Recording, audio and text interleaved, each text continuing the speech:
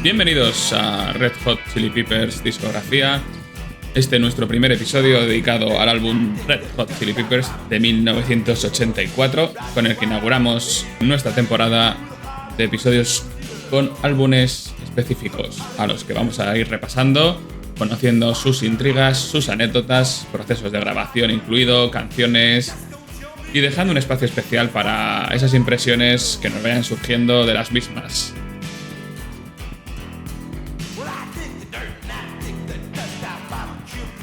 Como dejábamos especificado en el teaser previo, no pretendemos ser muy ambiciosos, simplemente repasar álbum a álbum, que ya de por sí es un trabajo, la historia de la banda, de los miembros, de los que están, de los que no están, y de las canciones, que ahí, si me permitís, será un toque un poco más personal, porque para cada cual es una canción puede inspirar una cosa u otra, y bueno, ahí iremos viendo qué nos señalan o qué nos aportan cada una de esas canciones de este álbum de 1974. Yo he disfrutado un montón preparando el podcast. Creo que Red Hot Chili Peppers es una banda que tiene unos extremos desconocidos, tanto los últimos discos como los primeros, al menos en mi experiencia personal. Y conocer las situaciones en las que se fue creando, digamos, la banda, las primeras canciones, ha dado un matiz nuevo a lo que era mi conocimiento de la misma. Antes de empezar, me gustaría citar algunas fuentes que he usado para poder preparar el podcast. Me parece muy importante reseñar la autobiografía de Anthony Kiedis, que es una de las fuentes principales, y el libro de Borja Figuerola, que es de los pocos libros que hay en español sobre los Chili Peppers.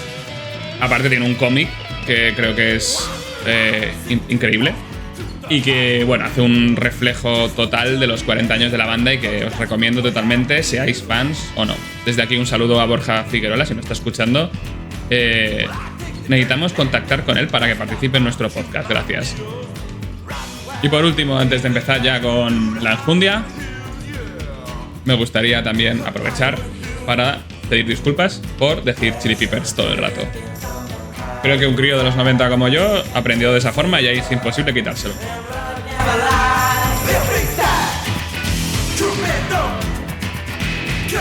Bueno, empecemos.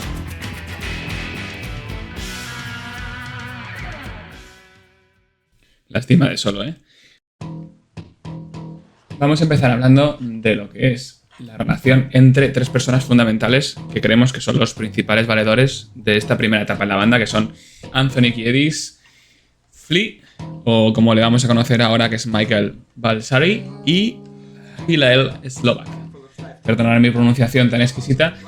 Lo primero, me gustaría dar unos repasos a lo que son estas tres figuras, que creo que son las principales valedoras de esta primera etapa de los Red Hot Chili Peppers, y que creo que es una etapa también magnífica a reseñar, que con este disco primero vamos a poder investigar a fondo. Tanto Flea como Hillel como Kiedis se conocieron en Fairfax, que es un instituto de la zona de Los Ángeles. La anécdota curiosa de todo esto es que cuando Anthony Kiedis se mudó definitivamente a Los Ángeles, que luego hablaremos un poco del tema, lo primero que intentó fue incorporarse a un colegio entonces, porque era muy pequeño, digamos, de un nivel más acorde a la zona en la que vivía con su padre, ¿no? Su padre era, digamos, suavemente un narcotraficante muy famoso de la zona, y luego intentó ser actor y demás. Luego hablaremos un poco de eso. Lo primero que intentó fue meter a Anthony en un colegio interior. Lo que pasa es que la zona, digamos, en la que vivía Anthony, pues no era la correcta para poder entrar en ese colegio. Así que Anthony lo que tuvo que hacer fue falsear su dirección y poner que vivía exactamente en la casa de Sonny Bono, que para los más antiguos de los oyentes le reconocerán porque era Sonny Bono, el de Sonny y Cher, ¿no? Que era conocido del padre de Anthony Kiedis. Viviendo con Sonny Bono, en algunas ocasiones, el propio Anthony Kiedis dijo que había podido conocer los entresijos de mundo, digamos, de alto nivel artístico de Hollywood, ¿no? Yendo a fiestas en la mansión de Sonny, conociendo también a Cher. Bueno, luego hablaremos de todo eso. El caso es que cuando pasó la edad de ir al instituto, Anthony Kiedis intentaba renovar en un colegio del mismo estilo, ¿no? Pero le dijeron que no porque había falseado los datos y que tenía que ir a un colegio acorde a su zona en la que él estaba, digamos, empadronado. Entonces le mandaron a Fairfax y fue básicamente el destino, porque en un principio No era su elección, intentaba falsear para poder acabar en otro colegio y acabó en Fairfax, donde acabó conociendo a Flea y a Haley Slovak. Y esto fue lo que determinó que la banda surgiera más adelante. Primero me gustaría empezar hablando un poco por Flea, que creo que es una figura importantísima. Flea, para los que no lo sepan, se llama originalmente Michael Peter Balsari, y de ahí su nombre pasó a Michael de Flea y luego directamente a Flea. En cuanto a por qué se llama The Flea, hay varias teorías interesantes que tenemos que acuñar. Por un lado, en 2019, el periódico The Guardian, con el motivo del lanzamiento de su autobiografía, que se llamaba Flea, Acid for the Children, en esa historia dice que el mote surgió en los años previos a la adolescencia, que cuando el bajista, digamos, empezaba ya a tocar, pues era conocido por su baja estatura, y de ahí le apareció el mote de Flea, que en inglés quiere decir pulga.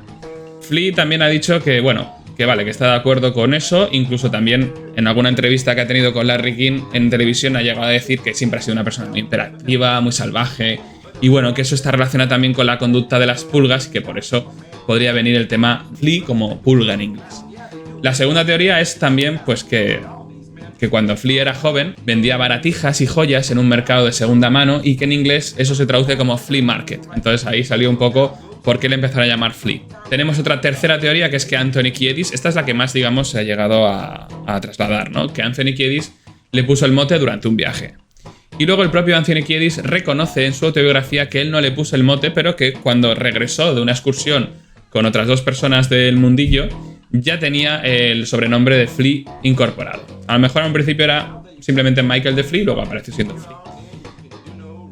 Por lo tanto, no podemos, o por lo menos el propio Kiedis no reconoce que fuera él el responsable del sobrenombre.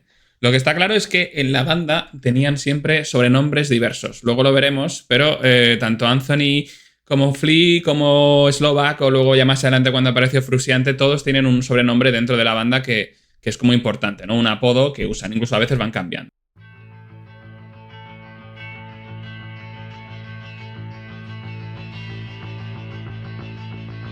Metiéndonos ya en harina, Flea nació en Melbourne, Australia. O sea, no me estoy yendo nada lejos, teniendo en cuenta que la banda era de Los Ángeles. Tiene raíces húngaras e irlandesas. Eso es importante, porque al final tanto él como Kiedis, como el propio Slovak, eran todos hijos de migrantes o incluso habían emigrado, ¿no? Directamente de sus países. No eran norteamericanos, algunos de nacimiento, como el propio Slovak, que era israelí, y algunos habían emigrado, que pues, la familia de Kiedis era lituana, ¿no? Los abuelos paternos. Flea nació en Australia, estuvo viviendo un poco siempre entre Melbourne y New York, estuvo un poco ahí viajando, y ya al final su familia se decidió a establecer en Los Ángeles, y ahí fue cuando empezó a estudiar en Fairfax. Lo importante a destacar de esta primera etapa adolescente de Flea es que su música o su pasión musical era el jazz, porque se dedicaba de una forma muy llamativa y talento descomunal a tocar la trompeta. Sus propios profesores destacaban que era cuanto menos un genio. Y su referencia principal musical era Dizzy Gillespie, Miles Davis, Louis Armstrong. O sea, era una persona que no tenía ningún interés en la música rock. De hecho, lo consideraba menos pasional de lo que podía ser el jazz, ¿no? ¿Qué pasó entonces para que una persona como Flea, que le conocemos, que tiene esos toques siempre entre el punk, entre el funk, cómo es posible que en un momento dado de su vida decidiera que no quería dedicarse a ser trompetista y acabara siendo bajista, ¿no? Bueno, ahí es cuando empieza un poco la figura de Slovak a funcionar, que luego hablaremos, que fue la primera persona que intentó animarle y que le enseñó a tocar el bajo, ¿no? Hay que destacar de Flea también que antes de que fuera miembro de los Chili Peppers ya empezaba a tener sus pinitos como actor, porque una de las cosas que más o menos los fans y los seguidores de la banda conocemos es la aparición estelar de Flea en varias películas. De hecho, para algunos, un síntoma de calidad de una película es cuando vemos que aparece Flea, ¿no? Que vemos en la película y decimos, joder, está aquí The Flea. Esto quiere decir que es una película independiente, que tiene algo escondido. Bueno, películas como Mi Idaho Privado, Gus Van Sant. Luego también salía en Miedo y Asco en Las Vegas, aunque yo no recuerdo el momento, tendré que volver a verme esa peli. Y luego también película de Psycho, que hizo un remake también Gus Van Sant. Y estas son como pelis muy reseñables, como también ha participado en Del Revés 1 y Del Revés 2. O la serie de Obi-Wan, que me atrevería incluso a decir que es lo mejor o de las mejores cosas que pasa en esa serie, haciendo del cazarrecompensas que secuestra a la princesa Leia. Esos son como los últimos papeles que ha tenido de Flea. Y luego, más memorables, yo diría que son el de Regreso al Futuro 2 y 3, haciendo de Needles. A muchos de nosotros, desde pequeños, nos ha fascinado ese personaje, que es verdad que reflejaba muy bien el estilo punk que tenía el propio Flea en el momento. Y luego también aparecía en El Gran Lebowski haciendo de, digamos, de compañero de la banda de alemanes que el propio Nota decía que eran nihilistas, era ese que iba y decía que le cortaba la tranca al Nota. Personaje también muy peculiar, vestido con una especie de traje rojo. Bueno, Flea es una persona excéntrica. Conociendo un poco su propia historia, te das cuenta de que no es tan excéntrico como lo podría haber sido el propio Kiedis en algunos momentos, que su deriva a veces con el mundo de las drogas pues ha sido un poco más complicada. ¿Cómo se conocen Flea, Michael Balsari en ese momento y Anthony Kiedis? Bueno, muchas teorías hablan de que Anthony Kiedis evitó una pelea que había en el instituto entre Michael de Flea y otro amigo que entonces era conocido de Kiedis. El caso es que no fue pelea como tal, sino que fue una especie de encuentro en el que de una forma masculina intentaban ser cariñosos entre ellos, demostrando su cariño pues pegándose. Y eso fue lo que descolocó a Anthony Kiedis, que intentó primero ponerse en contra de su amigo y decirle que qué estaba haciendo pegando a esa persona y que no se le ocurriera volver a hacerlo. Esa persona que supuestamente estaba recibiendo y a la que Kiedis defendió era Michael de Flea. Y entonces desde entonces se hicieron súper amigos. Tanto Kiedis como Flea empezaron a salir juntos a todos lados, a meterse juntos en muchísimas experiencias, tanto en el mundo de las drogas como la música. Conocieron a Slovak y fue Slovak la persona que empezó a enseñar a tocar el bajo a Flea. Slovak tenía una banda que es muy importante que nos quedemos con su nombre, que era Anthem, que compartía con otros miembros, de los cuales algunos acabaron en los Chili Peppers, y que más adelante sería la famosa banda What Is This, que hablaremos de ella más adelante.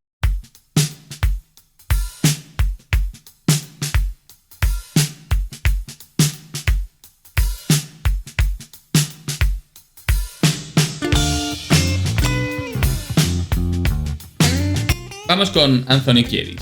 Anthony Kiedis, su familia paterna, su abuelo era de Lituania y emigró a principios del siglo XX a Grand Rapids, en Michigan. Grand Rapids es la segunda ciudad más importante del estado de Michigan, la primera es Detroit, y Detroit se desarrolló el tema del motor y Grand Rapids se desarrolló con otro tipo de industria. Entonces ahí fue donde pasó sus primeros años Anthony Kiedis. Siempre reconoce, de hecho su primer capítulo de la autobiografía se llama Yo soy de Michigan, porque aunque él acabó en Los Ángeles, que era donde quería estar y donde siempre había querido acabar, él nació y sus primeros años fueron ahí.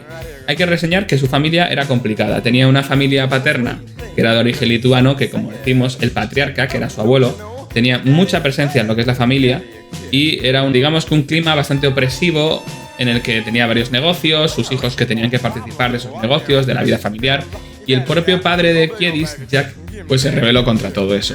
Y es importante porque la relación que ha tenido siempre Kiedis con su padre es determinante en lo que luego fue o acabó siendo su forma de ser en los Chili Peppers y en Los Ángeles en general. Conoció a Margaret Noble, que era también de Grand Rapids, y al poco tiempo se casaron. Nació Anthony Kiedis pues un poquito después. Y Anthony Kiedis siempre destaca en su autobiografía que ya desde el principio del matrimonio ya hubo infidelidades y que no funcionó. Lo que acabó pasando fue que el padre de Anthony Kiedis acabó en Los Ángeles y él se quedó en Grand Rapids con su madre. Luego, curiosamente, la mamá de Anthony Kiedis se volvió a casar con el amigo original de correrías y pillerías de su padre, Scott, que eso sí que fue una relación muy mala con Anthony Kiedis porque era su padrastro y además era un maltratador de facto. Y con él tuvo una de las hermanas de Anthony Kiedis, porque tuvo varias con diferentes padres. Eso provocó también, por otro lado, que el propio Anthony quisiera marcharse de Grand Rapids. Su madre estaba casada de nuevo con uno de los ex amigos de su padre, que eran de las personas, digamos, más infames y más machistas y violentas que se podían encontrar en la zona de Grand Rapids. Y lo que estaba percibiendo siempre que hacía esas pequeñas excursiones con su padre a Los Ángeles es que en la vida de Los Ángeles era mucho más culturalmente más rica, que había un más de estímulos, y además su padre estaba teniendo una conversión en el mundo del hipismo y acabando siendo pues un gurú también de lo que era el mundo de las drogas. De normal que un chaval como Anthony Kiedis, preadolescente, pues lo primero que pensara fue acabar viviendo en Los Ángeles con su padre. La madre de Anthony Kiedis era muy aficionada a la Motown y a James Brown, era su ídolo. Entonces es muy probable que también esa facilidad con la música funk acabara también viniendo un poco de casa. Anthony Kiedis siempre destaca que él quería ser como el James Brown de los 80, entonces también venía un poco por esa influencia materna. Es importante también reseñar que la conversión del padre de Kiedis en un hippie de la época, aunque era ya los años 70, ya los hippies estaban un poco, no malditos, pero sí casi enterrados después del verano del amor y los asesinatos de la familia Manson, fue tras unos viajes que hizo a Europa. En esos viajes que hizo a Europa, el padre de Anthony Kiedis llegó como convertido en una persona totalmente nueva, y lo que provocó al final que con toda esa influencia paterna y ese interés que tenía en su figura y en su mundo, a los 12 años Anthony Kiedis se escapó de Grand Rapids e intentó fugarse a Los Ángeles con su padre. Cuando llegó a esa situación nueva, al final su madre acabó dejándole sí que fue una fuga como tal, pero al final hubo un permiso materno de, vale, vete a vivir con tu padre porque es lo que estás pidiendo y porque aquí realmente pues no te podemos ofrecer todo eso. Cuando llegó a Los Ángeles, lo primero que se encontró fue que el padre de Kiedis traficaba con María, con cocaína, con un montón de drogas, y que muchas veces incluía al propio Kiedis en los momentos de transporte, de negocio y de narcotráfico en general. Lo que más fastidiaba un poco a Kiedis entonces era que él, cuando empezó a ir al instituto de entonces, o a lo que era el previo al instituto, él no dejó de lado nunca los estudios. Siempre se consideró que tenía que aprovechar mucho las clases, estar siempre muy entregado a lo que era lo académico. De hecho, su profesor de literatura siempre reseñaba que escribía muy bien, que tenía un don especial para la escritura. Y él, la vida con su padre era totalmente diferente a la que podría ser con cualquier padre, digamos, tradicional. Él siempre estaba metido entre semana y fines de semana en un local que era el Sunset Trip, donde él, toda la cantidad ingente de droga que manejaba en ese momento, se le conocía además como el Lord de Sunset Trip. Todo el mundo recurría a él, famosos, estrellas de cine, iban un poco a él a pedirle pues eso, cocaína, marihuana, y el propio Kiedis le acompañaba muchas veces, con lo que luego suponía volver a casa tarde. A veces incluso se continuaba la fiesta en la propia casa y Anthony Kiedis tenía que dormir para que al día siguiente ir al colegio.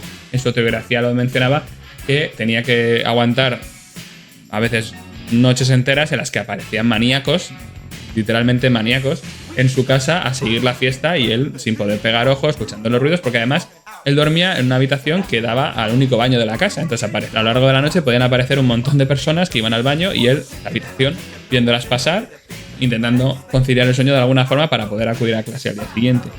Lo que estaba claro es que el padre de Anthony Kiedis era el gurú de entonces y de la época, el que más manejaba la droga en Hollywood artístico y cultural de entonces, y eso hizo también que el propio Kiedis tuviera contacto con gente prominente de la escena, ¿no?, musical. Una anécdota muy curiosa es el propio Keith Moon de The Who, que muchas veces se lo encontraba a la vera de su padre y él iba a lo mejor a pasárselo bien, de fiesta, con el objetivo que iba todo el mundo que se juntaba con el padre de Anthony Kiedis. Y muchas veces era el propio Keith Moon el que le decía a Anthony que qué hacía ahí, que no tendría que estar en la cama, que mañana había cole. El propio Keith Moon cuidando un poco de que las cosas fueran más o menos normales. Al padre de Kiedis se le acabó conociendo como Spider, un sobrenombre que tenía en el mundillo. Y además es muy curioso también que la primera novia o el primer encuentro sexual que tuvo Kiedis con una chica fue con la propia novia de su padre, que al final fue como un trato ahí entre ellos de, bueno, me gusta esta chica, quiero intentar algo con ella, y el propio padre de Kiedis fue el que le dijo, bueno, por una vez vale, pero ya nunca más. La verdad es que es una relación padre-hijo bastante curiosa. Cuando ya más tarde el padre de Kiedis quiso dejar el mundo del narcotráfico, se intentó dedicar a la actuación, y entonces fue cuando las cosas cambiaron. Yo creo que ahí fue cuando Kiedis empezó a darse cuenta de que su padre era un poco aburrido, porque no era tanto el tema del mundo de la droga y de la noche, sino que en el mundo de la actuación él intentaba ser un actor de método y entonces meterse en los personajes y estar siempre que pudiera con el personaje dentro. Hay que reseñar que el padre de Kiedis llegó a actuar en muchas películas, entre ellas Arma Letal, haciendo sobre todo papeles, digamos, de personajes un poco turbios. Durante esa época fue cuando se cambió el nombre a Blackie Dammit, porque era muy fan de Dashiell Hammett, y Kiedis también siguió un poco los pasos de su padre siendo actor y se cambió el nombre por Cole Dammit, y entonces fue a muchas audiciones en las que, bueno, de una forma u otra acababa también acompañando a su padre a todo. En un principio le acompañaba en el tema del narcotráfico, en la noche hollywoodiense, en las fiestas, y ahora le estaba acompañando en lo que era su carrera como actor. Hay que reseñar también que cuando era Cole Dammit, Anthony Kiedis actuó en una película de Roger Corman. E incluso salió como hijo de Stallone en la segunda película que hizo Stallone después de Rocky. El propio Anthony Kiedis en su autobiografía cuenta que fue a hablar con Stallone en lo que es la caravana de los actores, muy ilusionado porque iba a ser el hijo de Stallone en la película. Era como un personaje súper importante. Y luego al final en la película me parece que no tenía ni siquiera un primer plano ni nada, simplemente era una réplica al propio Stallone en un momento puntual. Y el propio Stallone, cuando fue a hablar Kiedis con él para presentarse, que era muy fan, que estaba muy ilusionado con el proyecto, se mostró como arisco diciendo, por favor, saquen a este niño de aquí. En cuanto a la parte musical, nunca se consideró una persona con dotes musicales. Sí que es verdad que cuando Flea estaba ya metido en la banda de Slovak, en los What Is This, él estaba fascinadísimo con la banda, acudía a todos sus conciertos y siempre intentaba dar un pequeño discurso antes de que empezaran. Slovak le parecía bien y le dejaba un poco actuar al principio con un discurso como para animar al público a conocer a la mejor banda del mundo. Siempre daba un poco ese tipo de enfoque grandioso del grupo que anunciaba. O sea, talento para el espectáculo siempre estaba como manifestándolo abiertamente en sus mundillos de conocidos. Pero lo que era la parte musical no se consideraba para nada que pudiera aportar, ¿no?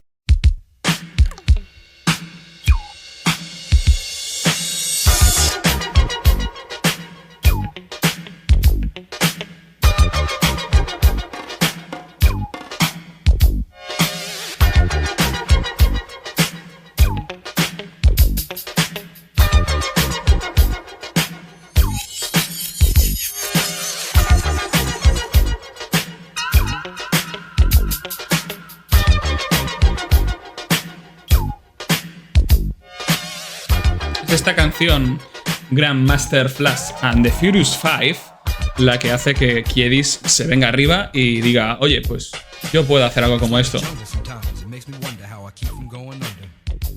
Porque al final lo que pretendía era rapear.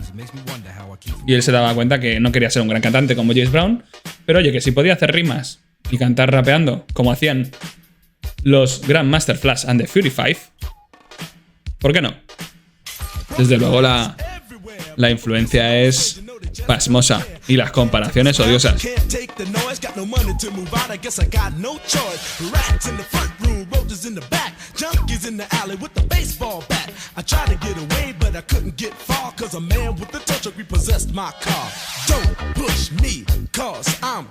En palabras del propio Kiedis, la frase fue que no hacía falta ser Al Green para triunfar. Lo importante era saber rimar y crearse un personaje, y con eso podría valer. Y él podía rimar y podía crearse un personaje y creérselo.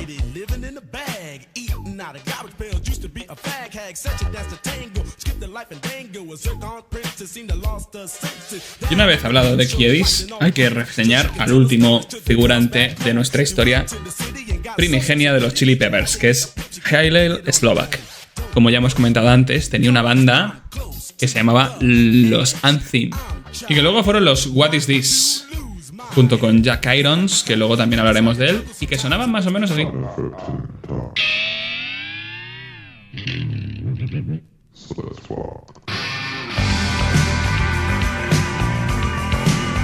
En esta canción están Slovak, Alain Johannes, Chris Hutchington, que estaba al bajo. En esta época ya no estaba Flea en el bajo con What Is This, y Jack Irons a la batería. Futuro batería de los Chili Peppers y de Pearl Jam. El nombre de What Is This vino dado como un cambio con respecto al nombre anterior, Anthem, con el afán de dar un sentido a la reacción del público cuando les escuchaba, haciendo ver que la música era tan diversa y tan extraña que el público siempre se quedaba pasmado diciendo ¿What is this? Desde luego no era una música que entrara dentro del funk, que era lo que estaban buscando tanto Flea como Anthony Kiedis. Pero el desarrollo y desempeño de Slovak en la banda era increíble.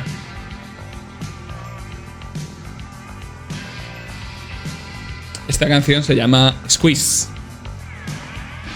Bueno, y Slovak es una figura trágica en la historia de los Chili Peppers, como iremos descubriendo a partir del capítulo 3. Hillel Slovak nació en Israel en 1962, de la misma edad que Anthony Kiedis, y enseguida fue emigrante hacia Los Ángeles. Bueno, en cuanto conoció a Kiedis, se quedó un poco prendado de él, tanto Kiedis de Slovak como Slovak de Kiedis. O sea, fue una relación súper intensa.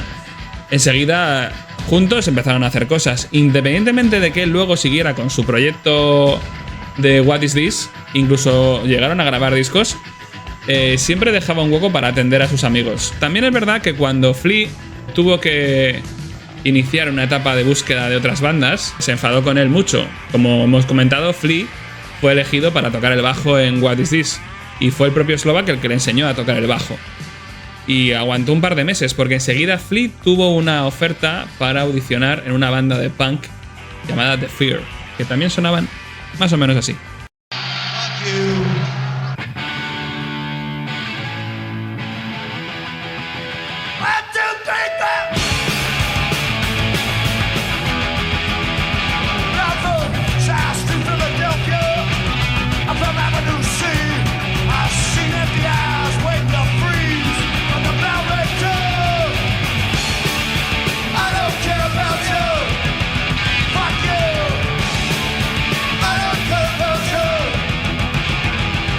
Fíjate si eran punkies estos The Fear.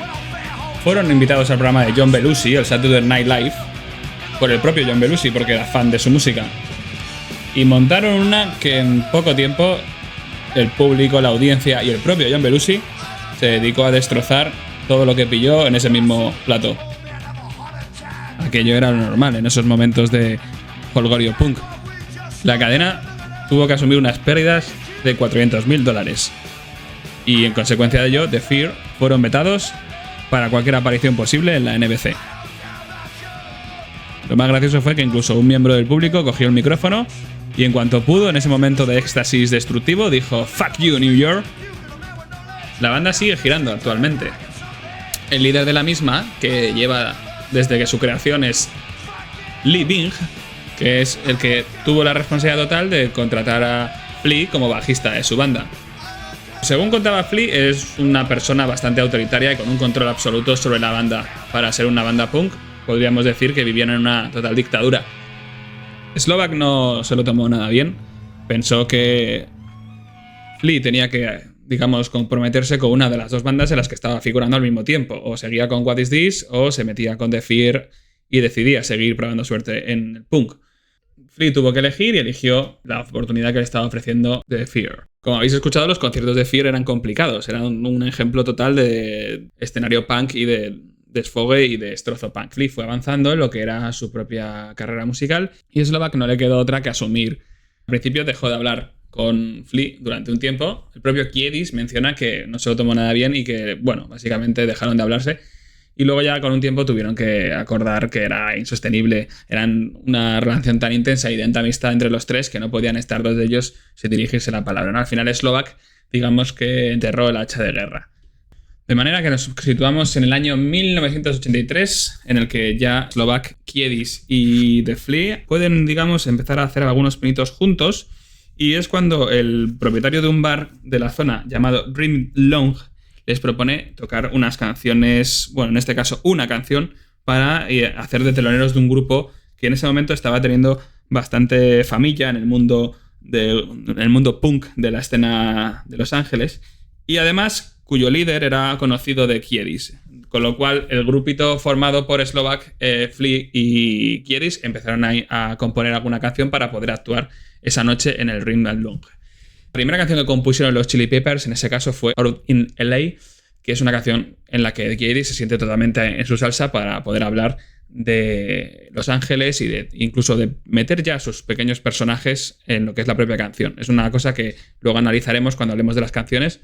Y para esa primera actuación en el Dream Lounge, el grupo, que ya eran 4, contaban con un batería que era Jack Irons, que ahora vamos a hablar un poco de esa figura que también tiene mucha importancia en lo que es el mundo de los Chili Peppers. Jack Irons fue el batería elegido para formar parte de esa primera formación junto con Slovak, Flea y Kiedis, porque era el batería titular de What Is This, la banda de Slovak. Conviene detenernos un poquito en lo que es su aportación a la banda, aunque no estuvo en el primer disco del 84, como luego contaremos, sí que estuvo en los siguientes. Fue acreditado además como coautor de muchas canciones del primer disco, así como del segundo, Freaky Styley, y no fue hasta el tercer disco, The Of Life Mojo Party Plan, en el que ya aparecería como batería titular. Después de salirse de los Chili Peppers, estuvo figurando como batería titular en Pearl Jam, en los discos desde el Vitalogy hasta el Yell, incluyendo la colaboración que tuvieron con Neil Young en el año 95, aquel flamante disco Mirror Ball, de donde sacamos este temazo que es I Am the Ocean.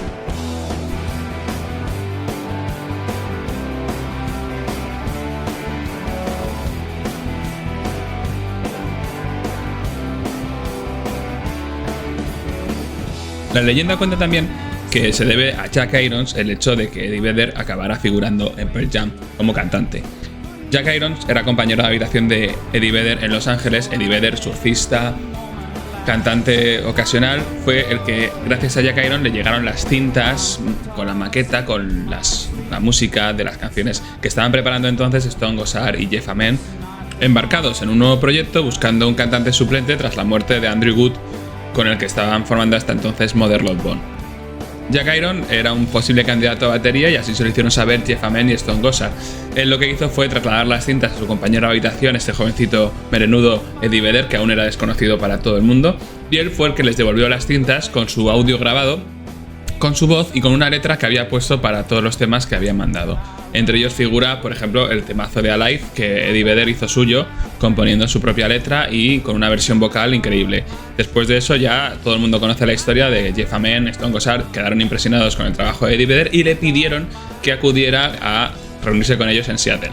Con lo cual Eddie Vedder dejó California, dejó su vida en Los Ángeles para mudarse a Seattle y empezar a participar de la banda que entonces no tenía nombre y que él mismo sugirió, o eso dicen algunos, el nombre de Pearl Jam. Con lo cual tenemos que estar agradecidos a Jack Irons no solo el hecho de haber figurado en los discos en los que figuró con los Chili Peppers y con luego otras bandas como Eleven o como What Is This, sino que en la propia banda Pearl Jam fue uno de los principales artífices de conseguir el fenómeno que fue que luego Eddie Vedder fuera el cantante que fue durante los 90, 2000 y demás.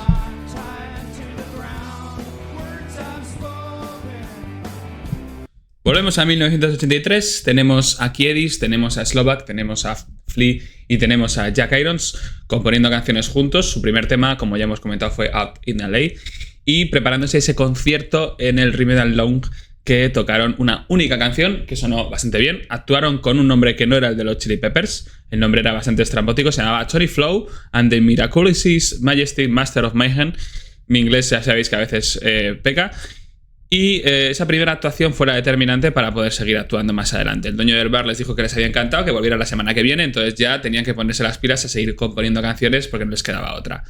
Origen del nombre. Es verdad que el origen del nombre tiene varias teorías. Aquí, por ejemplo, podemos reseñar la teoría de Borja Figuerola, que deja clara en su libro, que además el propio Kiedis también la reconoce en su autobiografía, con lo cual es la que vamos a dar más peso. Y es que no hay un origen concreto de por qué se llamaron Red Hot Chili Peppers, pero lo que sí que estaba claro es que tanto The Flea como el propio Kiedis, como Jack Irons o como Hilly Slovak eran conocedores de varias bandas de diferentes estilos que tenían incluidos en el nombre del grupo ese tipo de componentes. Por ejemplo, el propio Flea tenía que conocer grupos de jazz como los Red Hot Peppers de Cherry Ron Morton. Incluso es posible que grupos de country como por ejemplo podían ser los Chili Willy and the Red Hot Peppers fueran parte de la cultura popular de Jack Irons y de Slovak. Con lo cual, con todo eso, una amalgama de lo que eran los varios nombres, salió Red Hot Chili Peppers, que en el fondo no deja de ser un nombre curioso, pegadizo, pero también un poco contradictorio o por lo menos contrapuesto. Con esa sucesión de conciertos empezaron a ganar confianza en sí mismos, poco a poco fueron tocando en otros sitios y se plantaron un poco en ese mismo año 83 en el que tenían las opciones de poder grabar una maqueta con las canciones que ya habían preparado. Luego más adelante hablaremos de las canciones que figuraron en estos momentos iniciales, de las cuales 6 se pudieron recoger con tiempo después en el disco cuando salió la edición deluxe en el 2003, que pudieron incluir las versiones de las canciones que ya conocíamos, con el tono, con el sonido que los Chili Peppers al principio de su carrera querían darles, ¿no? Luego hablaremos en la grabación del disco que la producción del mismo se perdió esa esencia o ese sonido crudo que los propios Chili Peppers reconocían como suyo. Para todos aquellos que queréis saber cuál es el sonido original de los Chili Peppers y las producciones peregrinas que vinieron después de la mano de Andy Gill, esa maqueta es fundamental.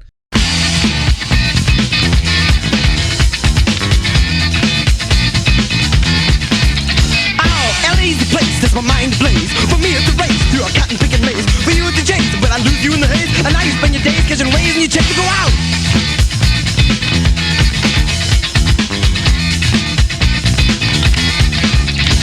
The town makes me jump, I've got a bunch of bad. Y ya por entonces los Chili Peppers tenían ya algunas de las características que luego les harían famosos.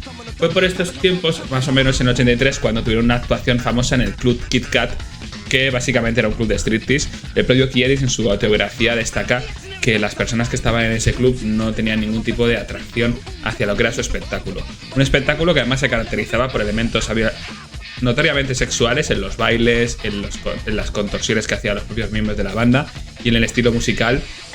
A nivel funk, a nivel punk, era un espectáculo que buscaba la sensualidad y buscaba también la hiperactividad y el desfogue punk. En el Club Kit Kat lo que les propusieron fue actuar, pero ellos quisieron llegar a un punto más allá todavía de lo que se les estaba pidiendo y fue la primera vez en su historia que los Chili Peppers actuaron en ropa interior, no desnudos totalmente, con los calcetines en los genitales. Una forma de actuar que luego sería marca registrada de lo que es la banda y que surgió de manera natural debido principalmente a que estaban en un club de striptease y a que el propio Kiedis dijo que por qué no iban a hacer algo de ese calibre. A la gente del público en cuestión no le hizo mucha gracia, no le llamó la atención ver a 4 chicos de 20, 22, 23 años totalmente desnudos con un calcetín colgando de los genitales tocando canciones que tampoco estaban muy definidas todavía de lo que era eso, si era funk, si era punk, si era rock.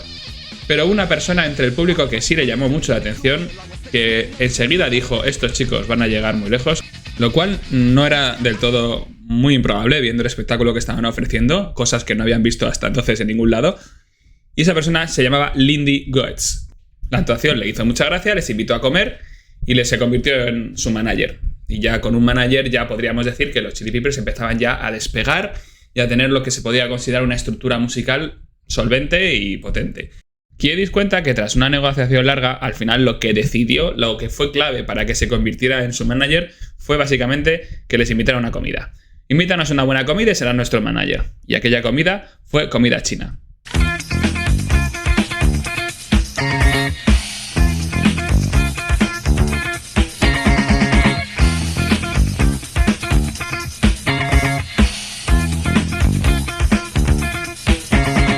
De esa manera teníamos a los Chili Peppers despegando y al mismo tiempo, en paralelo, los What Is This también empezaban a conseguir alguna serie de notoriedad que luego llevaría a una oferta seria de una discográfica. Eso hacía que Slovak estuviera un poco viéndolas venir en cuanto a que la banda en la que llevaba 6 años funcionando, que era What Is This, iba más o menos al mismo nivel de fama y de conocimiento dentro de la escena musical de Los Ángeles que su nueva banda, que eran los Red Hot Chili Peppers. Pero aún así, veríamos más adelante que Slovak, si tuviera que darle a elegir entre una cosa u otra, él acabaría quedándose con What Is This, como luego se demostró.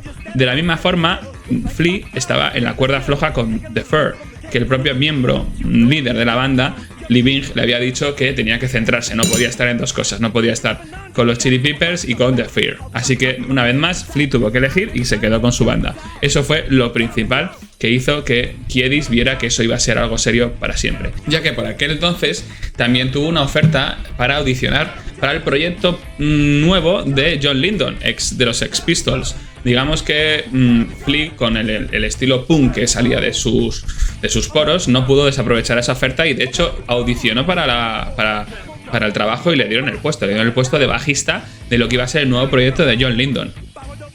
Pero, ¿qué pasó? Kiedis le dijo, por favor, Flea, voy a ser el James Brown de los 80, no me abandones, sigue con nuestro proyecto. ¿Qué prefieres?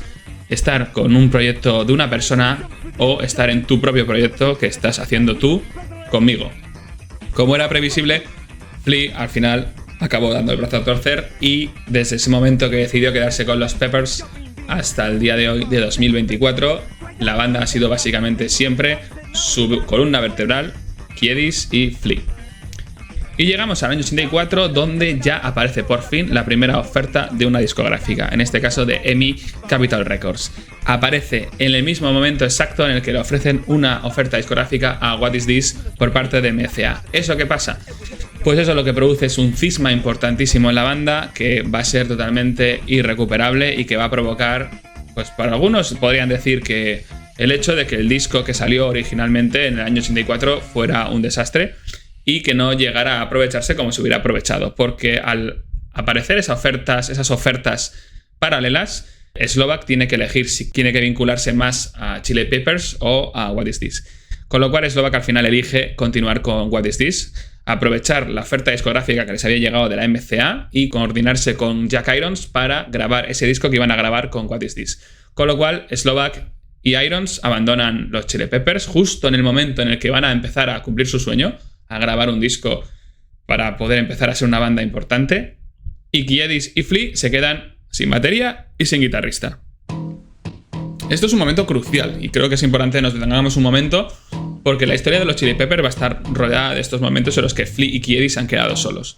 Se han quedado solos y han tenido que recomponer una banda sin guitarrista, sin batería, otra vez sin guitarrista, otra vez que vuelve. Esto ha sido un constante en la historia de los Chili Peppers, que luego lo veremos con Frusciante, sobre todo con Frusciante. La situación en la que estamos es totalmente de desesperanza y de sentirse como que no vamos a conseguir recuperar lo que estamos perdiendo.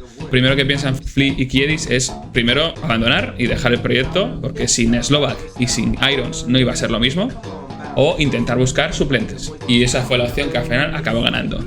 Primero buscaron un batería, y curiosamente Flea conocía a un batería que había tocado en algunas bandas punk como eran los Wailers y los Dickies, y este era Cliff Martínez. Creo que también es importante que nos tengamos en Cliff Martínez porque va a ser el batería de los dos primeros discos, del 84 y de Freaky Styley, sobre todo porque es una figura bastante interesante. Se sumó al proyecto, como hemos dicho, cuando Jack Irons se fue a grabar el disco de What Is This, y su trayectoria es súper interesante. Cliff Martínez, deberéis echarle un ojo en Spotify si podéis. Actualmente es compositor de bandas sonoras totalmente alejadas de lo que podríamos considerar que es la música de los Chili Peppers. Cuando abandonó Chili Peppers, después del segundo disco, empezó a hacer una carrera en la que acabó, pues básicamente como el Brian Eno de lo que era el post-punk, trabajando principalmente para los mismos directores, Nicolas Winding Refn y Steve Soderbergh. Ha hecho las bandas sonoras de películas como por ejemplo Drive, película altamente recomendable, y su continuación lógica, que no literal, que es Only God Forgives, de donde es este temazo.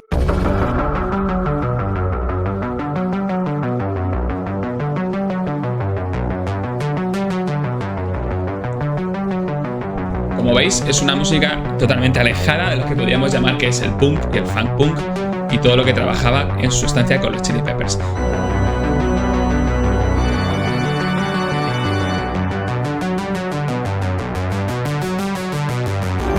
Cliff Martínez también ha hecho bandas sonoras de videojuegos como el Far Cry, el 4.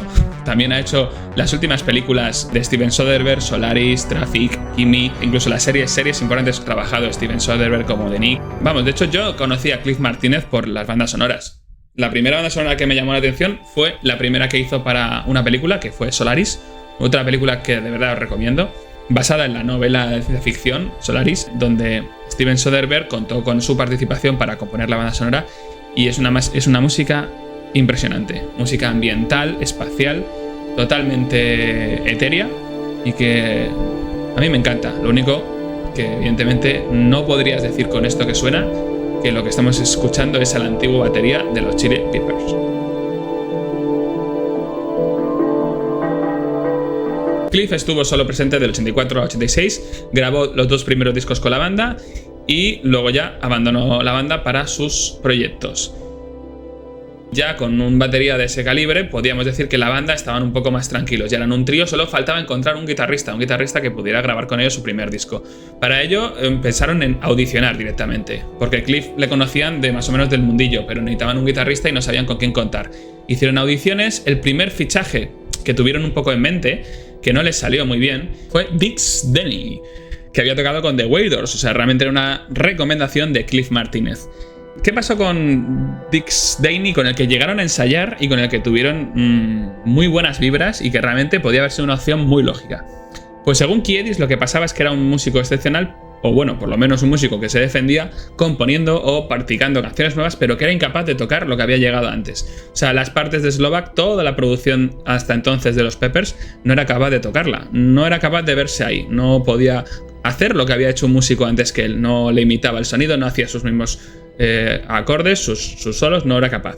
Entonces, después de un tiempo de intentarlo con él, al final se fueron de vacaciones, tanto Kiedis como Flea, y cuando volvieron dijeron, tenemos que hablar con él.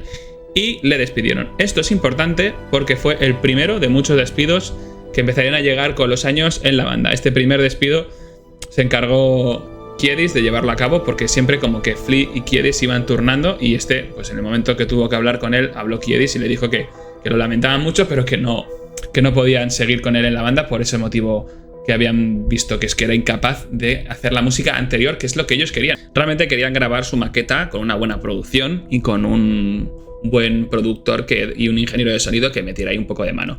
Entonces Dix Deney no le daba un poco la vida para eso. Al final, después de otras audiciones, llegaron a la conclusión de que su mejor opción era Jack Sherman, un guitarrista que la primera impresión de que era una persona técnicamente muy competente, que tenía mucha destreza y que tenía como algunas curiosidades que no encajaban nada bien con la banda. Kiedis cuenta la anécdota de que él estaba muy ilusionado, principalmente porque sabía que iba a grabar un disco, que era básicamente el motivo por el que estaba teniendo tanto interés en formar parte de esa banda, en la que de entrada no pintaba mucho. Jack Sherman, luego lo veremos en la grabación del disco, es, digamos, la persona que peor parada sale de este proceso. Y les comentaba también que estaba muy interesado en grabar con ellos, en hacer una gira. De hecho, cuando le comentaron que harían una gira, él se puso muy contento. Jack Sherman, después de la audición, les dijo que él estaba dispuesto a girar con ellos. Los Chili Peppers, o sea, Flea y Kiedis veían que era competente, que podía hacer las partes de Slovak sin problemas, que era que tenía una destreza técnica impresionante, pero que las rarezas que iban surgiendo chocaban con él. La primera fue esa, que la propia audición les dijo que si iban a girar, que él tenía que consultarlo con su astrólogo. Kiedis se quedó un poco en shock. ¿Y qué es eso del astrólogo? Básicamente le preguntó. Y él, sin ningún tipo de molestia ni de incomodez, le dijo que sí, que consultaba con su astrólogo todos los momentos en los que salía de gira, porque en algunos momentos del mes o del año, en función de la orientación de Júpiter, Saturno y a la ascendencia con tal o con otra cosa, él no podía girar. Con todo eso, Kiedis y Flea, sabiendo que era una persona peculiar, que no iba a encajar con ellos, dijeron que era la mejor opción que tenían y tiraron para adelante. Con lo cual, estamos en el año 84, cuando ya la banda decide grabar un disco con una formación en la que están Cliff Martínez a la batería y Jack Sherman a la guitarra.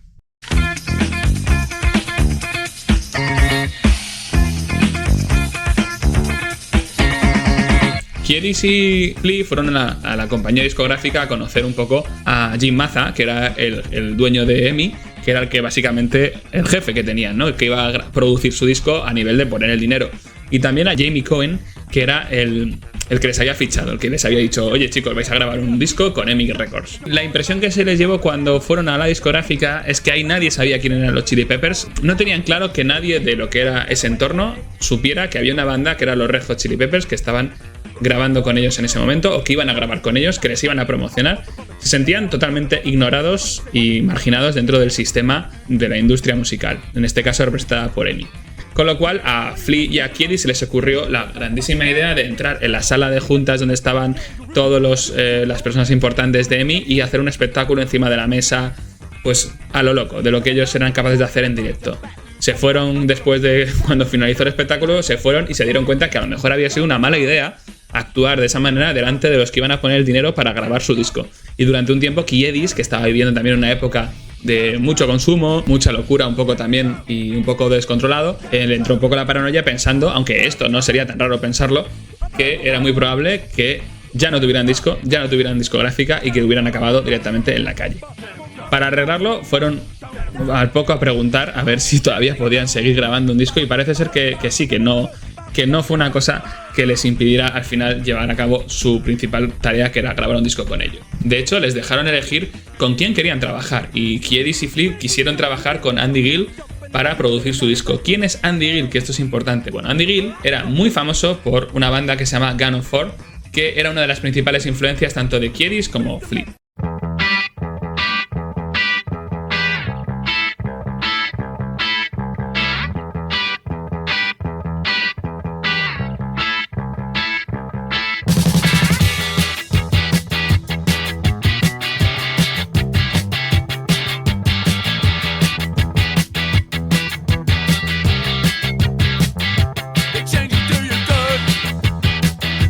Andy Gill era guitarrista en Gun of Four, tocaba la guitarra. Yo la verdad es que no los conocía para nada y su sonido, cuando los he escuchado, me ha recordado bastante a grupos como The Jam o incluso un estilo parecido a The Buzzcocks, Cassiopeia, Sex Pistols, todo lo que digamos que tiene que ver con el movimiento punk inglés de los 70. Andy Gill era muy inglés y eso se notó luego en lo que era la grabación, porque para aguantar las que le liaron Flea y Kiedis hay que ser con una flema británica impresionante. Anthony Kiedis era muy fan de su grupo y del disco Entertainment. El objetivo de Flea y de Kiedis era que Andy Gill les produjese a nivel también de producción de sonido. Como en el mundo musical el productor también tiene que ver mucho con lo que luego es el resultado final del disco. Querían que les diera ese toque punk que estaban buscando, ¿no? También Flea destaca que fue una de sus mayores influencias cuando empezaron a tocar los Peppers. Teniendo en cuenta cómo van a acabar las cosas con esta grabación, tuvo que ser la mayor decepción de su vida trabajar con Andy Gill, tanto de Flea como de Kiedis. Cannon Fire es una banda que además todos sus discos los produjo el propio Andy Gill, con lo cual Andy Gill, aparte de músico, guitarrista, más o menos líder de la banda, era productor de todos los discos de la banda y de otros grupos que se encargaba un poco de producir. De la suerte que al final acabó produciendo a los Peppers, pero también había producido a grupos como The Jesus Lizard, The Strangles, The Futureheads, Michael Hutchen. Michael Hutchen además es una de esas personas que conviene destacar. Quizá por su nombre no suene de nada, pero es el cantante de The Inks, productor de moda. Y digamos que eso fue lo que chocaría y lo que va a chocar con los Chili Peppers en el momento en el que están. El disco fue grabado en el mes de abril de 1984 en los estudios El Dorado, en Hollywood, y fue publicado en agosto del mismo año, dejando como producción total un tiempo estimado de 4 meses para la creación del mismo, que como ahora comentaremos, tuvo sus momentos. Como técnico de sonido además contrataron con Dave Jerden y en la producción total Andy Gill. Durante la grabación hay que dejar claro que la relación con Jack Sherman, ya empezó a ser complicada. Sobre todo porque le veían como una persona diferente, ¿no? Como un empollón, una persona muy técnica, mucha capacidad, mucha destreza a la hora de tocar la guitarra, pero poca calle, que era lo que podían percibir un poco Kiedis y Flea. Sobre todo se burlaban de él porque usaba Finger Ease. Finger Ease es un spray que usaba para echar en el mástil y de esa forma poder deslizarse los dedos entre los trastes de una forma más rápida, con más suavidad. A Kiedis eso le hacía mucha gracia porque él siempre consideraba que lo importante era sufrir, ¿no? Con la música, que por ejemplo Slovak, cuando hacía un concierto bueno es porque tenía los dedos sangrando, ¿no? De tanto usar en los trastes, y que para él era un signo un poco de haber hecho un buen espectáculo, ¿no? Entonces una persona que usaba Finger Ease para que todo fuera más suave, pues a él le parecía pues cuanto menos para mofarse. Y esto además era sumado a que durante la grabación hubo muchas discusiones creativas con el productor, con Andy Gill, porque él buscaba un sonido mucho más comercial, más radiable, y eso a Kiedis y a Flea les parecía, totalmente impropio de una persona como él, que ellos lo que buscaban era un poco que le diera esa orientación punk, ¿no? El nombre del álbum, además, originalmente iba a ser llamado como el primer corte del mismo, True Men Don't Kill Coyote, pero la producción lo rechazó y al final tan firmemente que la banda perdió el control creativo en ese momento, ¿no? El disco se llamó al final como ellos, Red Hot Chili Peppers, cuando el título que buscaba la banda era el de la primera canción. Para colmo, Jack Sherman, que ya tenía sus diferencias con la banda a nivel creativo y a nivel personal, se posicionaba muchas veces en las discusiones con el propio Andy Gill, lo cual para Flea y para Kiedis lo que hacía era que saltaran todavía más chispas.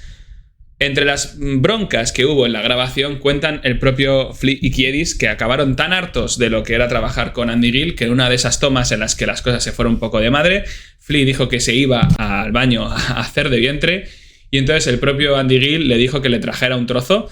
Fue al baño, defecó, cogió una caja de pizza y metió dentro de la caja de pizza el trozo de excremento para dejárselo en la mesa de mezclas al propio Andy Gill. Andy Gill, con esa flema británica, les miró como pensando que eran unos niños totalmente descontrolados y no les respondió.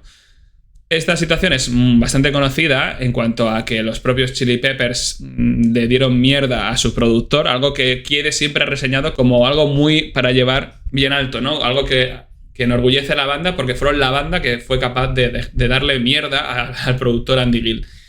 Pero digamos que la guerra abierta entre ambos ya empezó cuando el propio Kiedis encontró en el blog de notas de Andy Gill una anotación sobre la canción Police Helicopter, que era una de las favoritas de Kiedis, y el propio Andy Gill había escrito encima la palabra mierda, como diciendo claramente que esa canción era una mierda. Eso ya digamos que abrió el melón para que el propio Kiedis dijera: este productor está totalmente a nuestra contra, es el enemigo.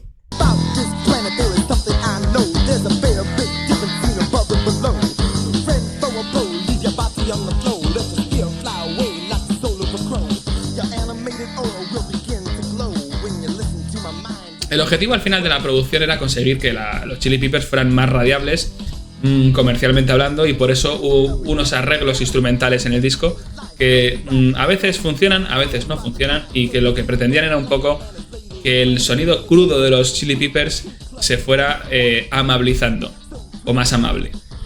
Eso se nota mucho además si escuchas la maqueta inicial en la edición deluxe, que es justo se escucha al final del disco, se ve que el sonido estaba mucho más acelerado, o que la producción de este disco lo que intentó fue desacelerar y descrudecer el sonido de los Chili Peppers.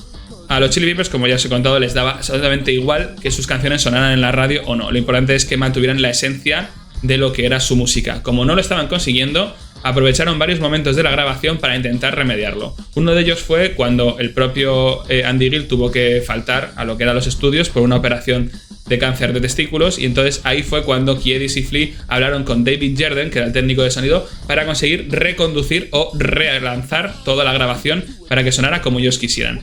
Dave Jerden, que además había sufrido también por el estrés del propio proceso de grabación, Dave Jerden había estado una semana enfermo por una úlcera de estómago. Las tensiones entre el productor y el grupo habían sido tan altas que el propio técnico de sonido había llegado a tener úlceras en el estómago.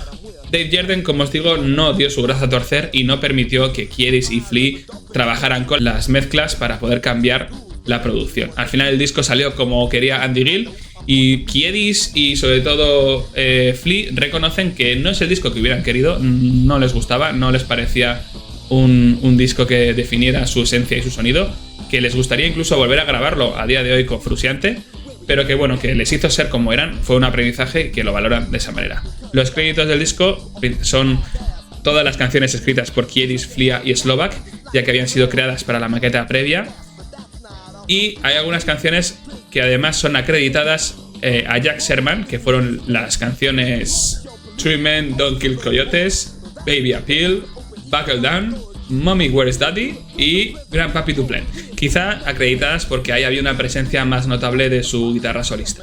Jack Irons también aparece acreditado en varias canciones como Get Up and Jump, Green Heaven, Out in the Lake, Police Helicopter y You're Always in the Same, porque eran las canciones originales. Y Andy Gill aparece coautor de la última canción final, Grandpappy to Plenty, que luego hablaremos de ella porque es una canción curiosa cuanto menos. En los créditos del disco está Anthony Kiedis como voz, Flea como bajo, Pete Martínez a la batería, Jack Sherman guitarra, y luego músicos adicionales, que es la sección de viento, que escuchando el disco daba la impresión de que fuera sintetizada, sobre todo una primera escucha, pero no fue así. Se contó con una pequeña orquesta para ver las canciones del disco. Hubo violas, timbales y congas, coros, trompetas, saxofón tenor y trombón. La portada, es importante hablar de la portada. La portada fue creada por el artista californiano Gary Panthers, el cual también diseñó la portada de su tercer álbum, el Up Life Mojo Party Plan, y que fue puesto en contacto con la banda por medio de Eric Greenspan, que era muy fan de la obra de este autor en la revista Slash. Fue el que habló de los Chili Peppers, los cuales Gary Panthers ya había oído mencionar en algún momento, sobre todo a raíz de la película Suburbia, en donde actuaba de Flea, una película sobre el movimiento punk. La portada, en la edición desplegable de lo que es el disco, se puede ver totalmente una actuación de una banda histriónica, loca, un poco como lo que yo creo que querían reflejar en el sonido, que luego no consiguieron, usando una técnica de dibujo acrílico con grandes dosis de caricatura y de estilo cómic. El hecho de que la portada fuera un poco así es un poco que pretendía imitar con su obra los dibujos que solía ver siempre, o que veía él siempre de niño, en los envoltorios de los helados, en las tiras cómicas que usaban en los años 60 con personajes como Road y Mouse. Buscarlas en Google porque son curiosas, son unas tiras cómicas muy curiosas de Road y Mouse. Y bueno, el abuso de colores de lo que es la portada y el cargado de los mismos hace una apariencia de como si se hubiera hecho con un bolivic de varios colores en un cuaderno escolar. Yo creo que eso es lo que intenta transmitir un poco la portada, ¿no? Caos, muchos colores, un dibujo muy furioso y personajes un poco enloquecidos. Pero es una portada curiosa y yo creo que conviene recalcarla. En cuanto a la posición en las listas, el disco en general fue un fracaso a niveles tan altos que en la lista Billboard 200 se quedó en el puesto 201, con lo cual es cuanto menos para hablar de un récord en cuanto a fracaso. Se grabó un videoclip promocional para la canción True Men Don't Kill Coyotes, que os recomiendo que veáis, que salen el grupo actuando en lo que parece ser un cementerio y con una puesta en escena muy loca, viendo ya a Kiedis y a Flea en su salsa, con sus movimientos, con sus poses, con sus saltos. Y lo que más destaca del vídeo es la total desconexión con la banda de Jack Sherman, viendo que ni siquiera cuando intenta ponerse a la altura de Kiedis y de Flea llega a los niveles que se puede perseguir ahí. Y también destaca que puedes ver por primera vez lo que luego ya sería la forma de proceder en actuaciones y en videoclips de Kiedis y de Flea, y sin tatuajes, porque a pecho descubierto, como suelen actuar en muchos videoclips y en muchas actuaciones, pero sin ningún tipo de tatuajes sobre ellos. Para promocionar el disco hubo una gira durante ese año en Estados Unidos que no fue muy exitosa, que no llegaron a percibir apenas $500 en total, y donde la relación con Jack Sherman acabó de explotar y ya se empezó a ver que no iban a funcionar como banda con Jack Sherman a la guitarra. Durante la gira, además, Kiedis se burlaba de él por sus hábitos alimenticios, ya que era muy probiótico. Kiedis le echaba yogures a veces en escenario. Una vez le echó una jarra de agua helada en un momento concreto de su solo, porque para Jack Sherman era muy molesto que Flea y que Kiedis dedicaran mucho tiempo a hablar con el público, lo cual a él le sentaba fatal. Y Kiedis no entendía por qué le sentaba mal que hablaran e interaccionaran con el público, porque era un poco la parte que más les gustaba hacer. Una de esas noches, Jack Sherman tuvo un gesto feo con Kiedis en como que dejara ya de hablar con el público para seguir el espectáculo, y entonces Kiedis, muy molesto, le echó una jarra de agua helada en uno de sus solos como para dejar claro que el cantante era él y que eso es lo que pasaba si te metías con el cantante. Pasada la primera gira, pensando ya en grabar un segundo disco, Flea y Kiedis volvieron a hacer la ronda de ir a hablar con su guitarrista, en este caso Jack Sherman, para despedirle.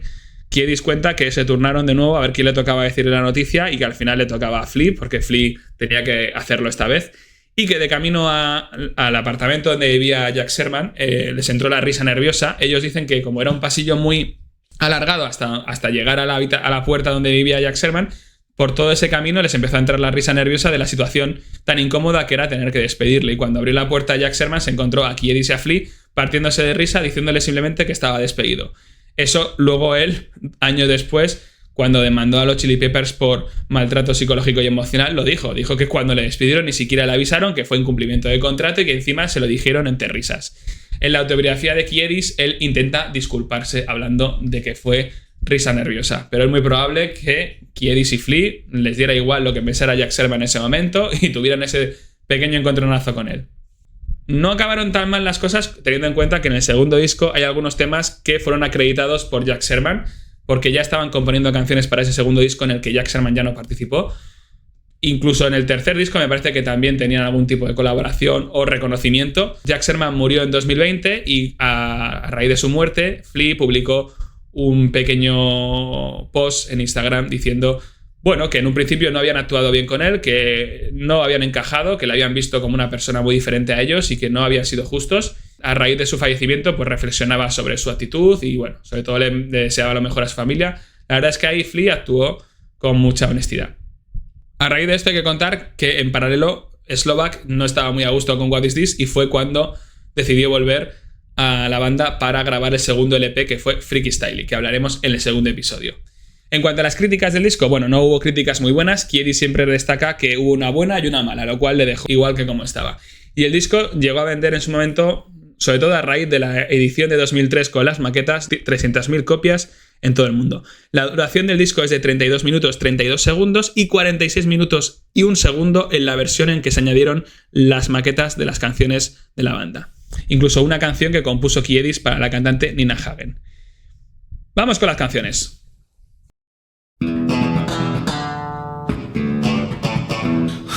Es el primer hula de Anthony Kiedis.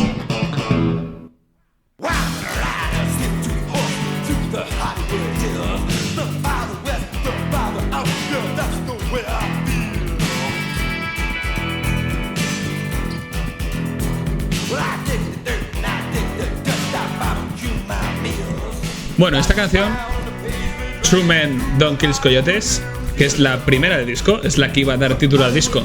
Al final se cambió por Red Hot Chili Peppers por petición de Andy Gill. La intro del bajo de Flea es básicamente la estructura de la canción.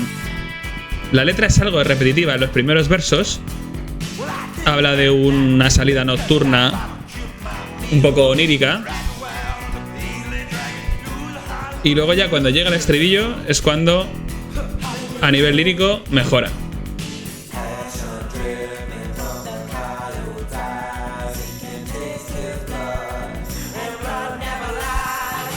Hablando de esos coyotes que pueden oler la sangre. Y en el minuto 2:08 es cuando aparece el solo de Jack Sherman. Atención.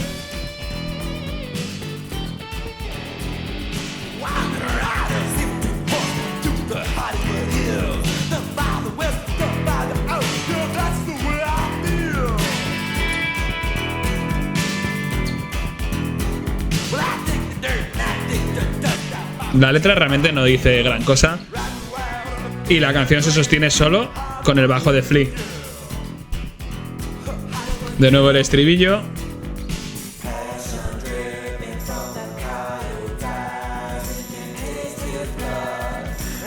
Mucha distorsión, sobre todo a partir de los 3 minutos de canción y con un leve deje que recuerda en algunos momentos a David Gilmour. Ese momento.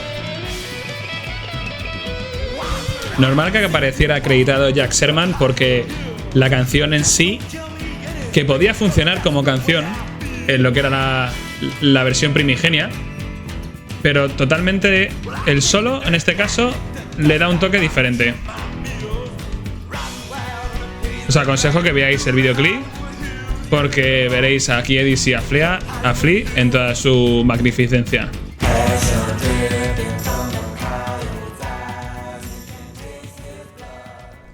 La siguiente canción, Baby Appeal, tiene una historia interesante detrás, que es la segunda canción del disco, y es cómo fue compuesta. Y eso es importante reseñarlo, que fue compuesta en una visita que tuvieron Flea y Kiedis a Nueva York, con el objetivo de darse a promocionar un poco y de ir enseñando la maqueta que habían grabado por diferentes sitios para que todo el mundo supiera que había una banda nueva en la ciudad, y surgió esta canción de un encuentro que tuvieron en el parque. Bueno, la guitarra para empezar es mucho más funky. Aquí Jack Sherman se ha puesto las pilas, aunque no deja de ser heavy.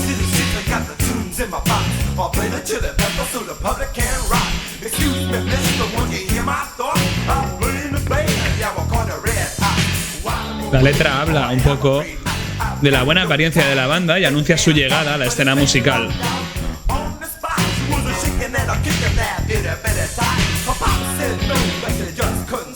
Como os contaba, la letra fue escrita en un parque, que tuvieron una pequeña actuación en directo y la gente no respondía bien a lo que estaban haciendo, salvo los niños.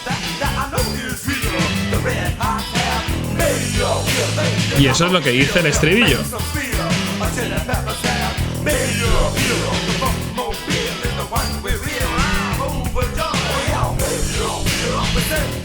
Porque hay un hecho que sé que es cierto, y es que los Chili Peppers tienen una apariencia atractiva para los niños. Al parecer, cuando estaban actuando, los niños de la calle se volvieron locos con la música que hacían Flea y Kiedis, y a ellos va dedicada la canción. La guitarra realmente no hace nada, todo el rato está haciendo un poco una respuesta a lo que hace la voz de Kiedis, un poco como lo que haría luego Frusciante más adelante, actuando mínimamente y la voz de Kiedis sin parar. Y después de este momento tan funky, un solo de fuerte presencia.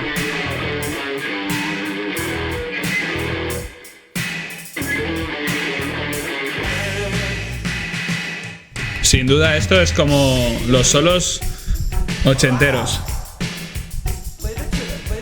La línea de bajo de Flea básicamente es lo que sostiene también la canción aquí. Y luego la canción vuelve a empezar otra vez. Es una canción alegre, interesante, repetitiva como la primera, pero que después de unas escuchas la empiezas a apreciar.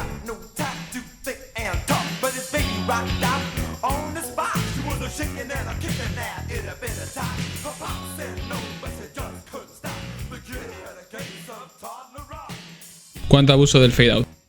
Y eso que las canciones son cortas, pero si no, no acabaríamos nunca. Buckletown, tercera canción. Aquí hay una mayor presencia todavía de la instrumentación de viento. Los arreglos de Andy Gill se notan todavía más en ese intento por hacer las canciones más radiales.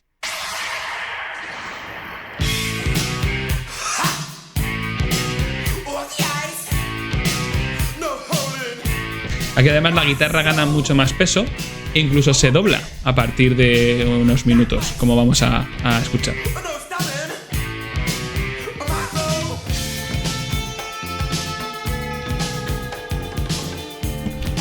Esta es la parte que añadió Andy Gill con la sección de viento. Volvemos a la guitarra. Y ahora enseguida vamos a ver cómo hay otro solo potente y un doblamiento. La parte funky es lo más poco aprovechado en esta canción, ¿eh? Sobre todo se repite el riff inicial.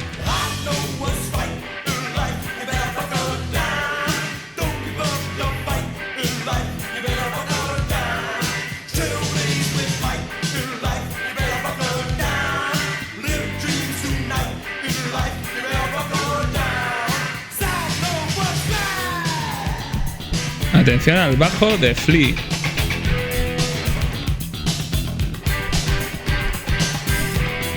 La guitarra le sigue. Y se dobla, ahí lo he visto. Solo y el riff. Madre mía. Y luego decimos que Jack Sherman no aporta en este disco. A ver, igual los solos de Jack Sherman están un poquito fuera de lugar en un disco de este estilo. Pero también lo está la instrumentación de saxofón y percusión. Y al final, después de un par de escuchas, acabas entrando. Le da un toque funky, aunque entiendo que junto con los solos de Sherman, Kiedis y Flea se escandalizaran. Esta es mi parte favorita. Atención.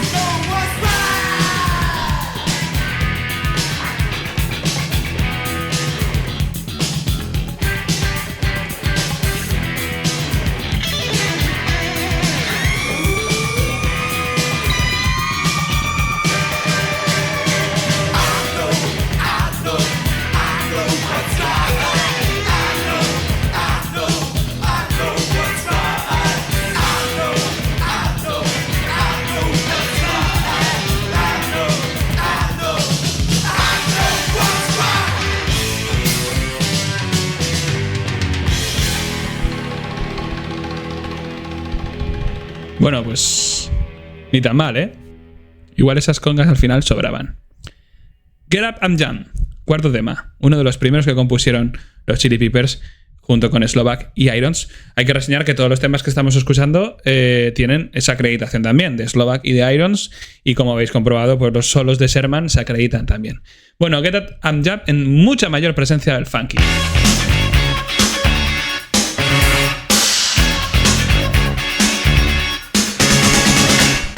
Bueno, el bajo aquí gana una posición, aunque va más lento, y la guitarra hace de las suyas, aquí se recupera. Este es el Flea de los principios. La instrumentación de viento de fondo, a Get Up and Jump, ya Kiedis soltándose. Esto ya sí que es un Kiedis como el que conocemos. Si os fijáis, la guitarra copia la línea de bajo. Hace lo mismo que el bajo. De otra forma, con otro enfoque, pero lo mismo.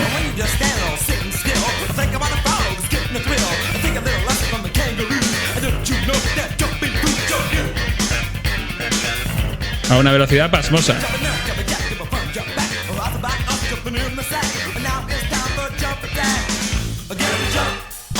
Percusión.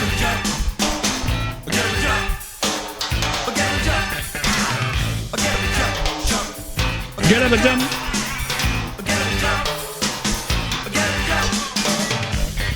Bueno, si esto os parece rápido y pasmoso, deberíamos parar un momento.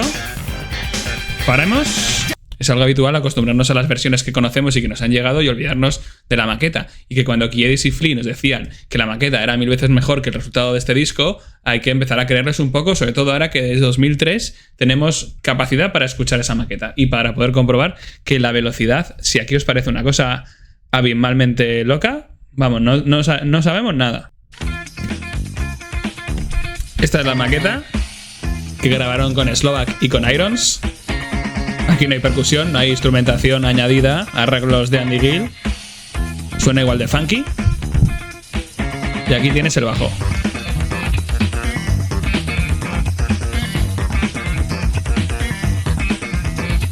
Get up and jump, get up and jump, get up, get up, get up and jump. Jump on up, jump on down, just jump and jump and jump and jump and jump around, jump the day away. Realmente suena igual. Pero hay algo ahí que notas en la velocidad, que sabes que aquí va más rápido. Igual son impresiones mías, ¿eh? No digo que no. Aquí hay unas novedades en la parte de la guitarra de Slovak. Atención.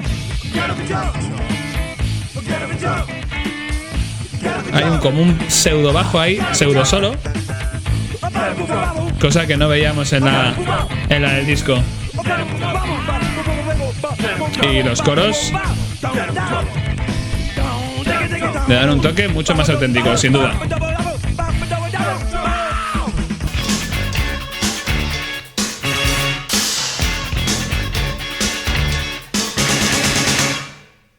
Bueno, es una canción que también tiene personajes, al igual que lo veremos luego en la número 8 del disco, que también tiene sus propios personajes, que es Out in LA.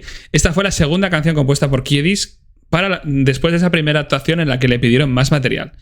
Y el DJ les dijo, por favor, volver la semana que viene con algo nuevo. Y trajo esto. O sea que yo creo que para ser su segunda canción, la parte vocal, que ya empieza a ser el Kiedis rapeado que nos gusta, es alucinante, aparte de la línea de bajo.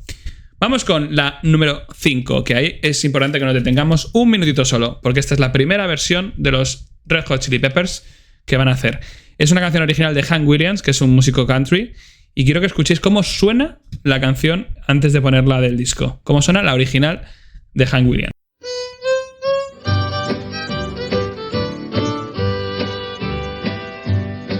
Well, why don't you love me like you used to do? How come you treat me like a worn out shoe? My hair's still curly and my eyes are still blue. Why don't Lo que me flipa de esta canción realmente es el solo.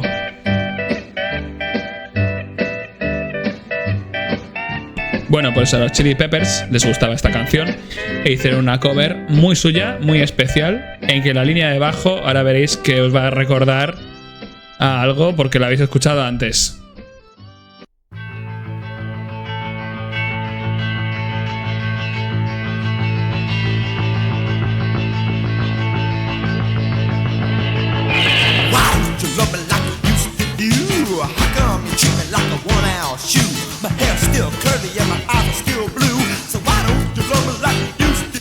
¿No recuerda la línea de bajo de esta canción, así como su melodía, a Baby Appeal?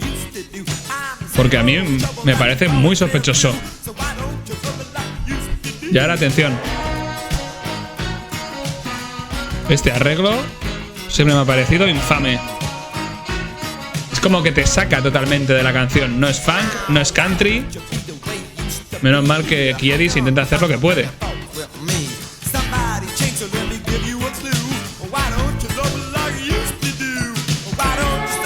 Ahí hay como rememorancias country.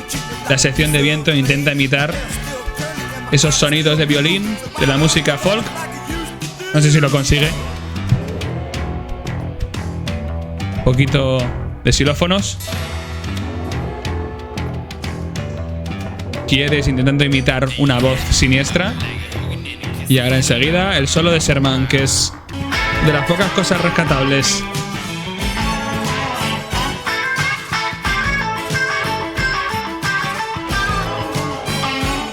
Debo reconocer que durante un tiempo estuve buscando a ver si el solo de Sherman era una copia o una inspiración del solo de Hank Williams, pero no he conseguido determinar si es así. Por cierto, creo que no lo he dicho, pero esta canción se llama, por si hay alguna duda, Why Don't You Love Me. Vamos ahora con una de las grandes, una de las que creo que es más importantes en el disco y en la historia de ese año de los Chili Peppers, Green Heaven. Green Heaven, Paraíso Verde, es una de las canciones de las que yo creo que Kiedis está más orgulloso. ¿Por qué? Bueno, principalmente porque la escribió con un interés que para nada era político, pero al final creó una canción con una crítica política y social increíble. De hecho, de las que hay en el disco, yo creo que es la única que podríamos hablar de unas referencias totalmente pasmosas a la situación en la que se vivía entonces en Estados Unidos, con críticas y menciones desde el Ku Klux Klan a L. Ron Hubbard y la cienciología. Y bueno, ahí lo que intenta hacer un poco la letra de Kiedis es comparar la situación que vivían en el mundo en ese momento, lleno de corrupción y de problemas, con las criaturas que viven bajo el mar, que viven bien y están tranquilas. Green Heaven.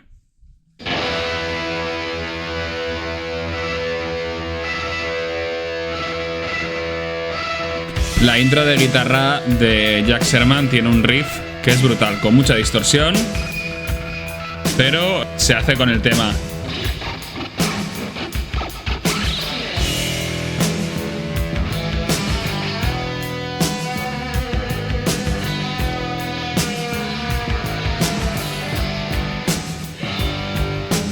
Esta intro, en la versión original de la demo, tenía una introducción totalmente diferente que conviene que reseñemos.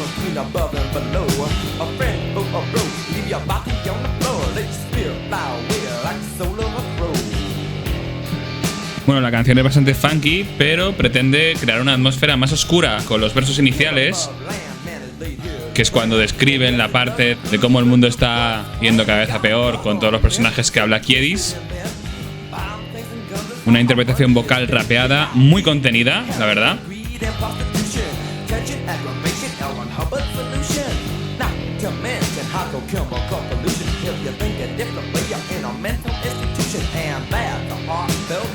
Para pasar a un estribillo mucho más amable, con una melodía mucho más funky que refleja el mundo colmar, donde los peces viven en armonía. Aquí se nota el cambio de melodía. El riff de Sherman intenta sostener la canción.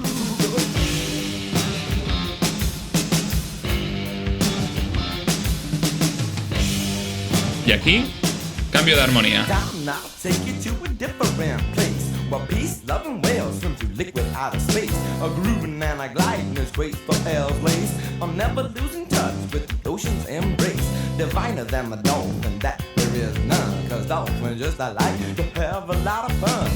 Mucho más funky, más amable, refleja un contraste importante con la primera parte de la canción. Y la estructura es, en cuanto acaba el estribillo, volver a esa primera parte oscura y tétrica.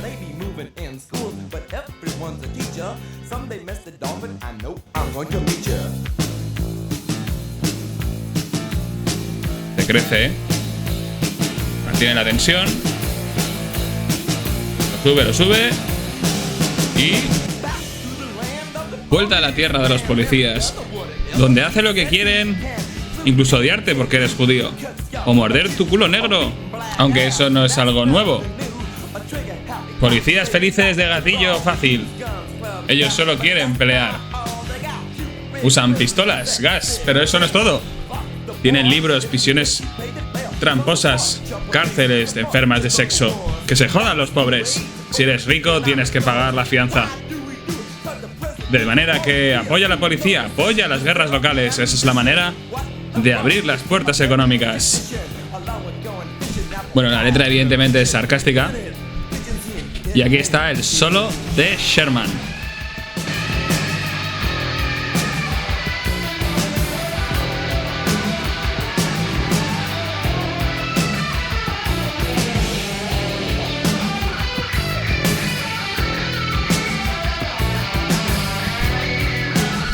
¡Qué fan es Jack Sherman del efecto distorsión! Parece Kurt Cobain.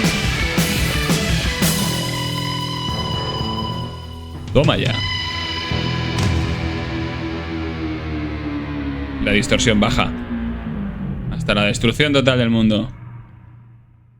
Bueno, increíble. Esta pieza, la verdad es que me gusta bastante. Por si os estáis preguntando cómo era la intro que hacía Slovak, usaba un efecto Talbox, que básicamente era colocar un tubo que salía de la caja de la guitarra, donde sale el sonido, y conectárselo directamente a la boca, de manera que él podía manejar los sonidos de la guitarra con el movimiento de la mandíbula y hacer como si sus palabras reflejaran...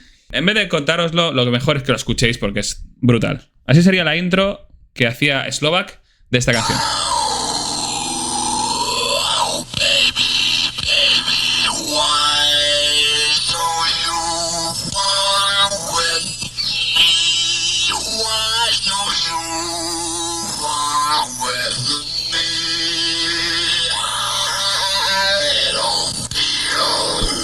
En palabras de Kiedis, esto era psicodelia pura. Y ahora la canción empieza a salir.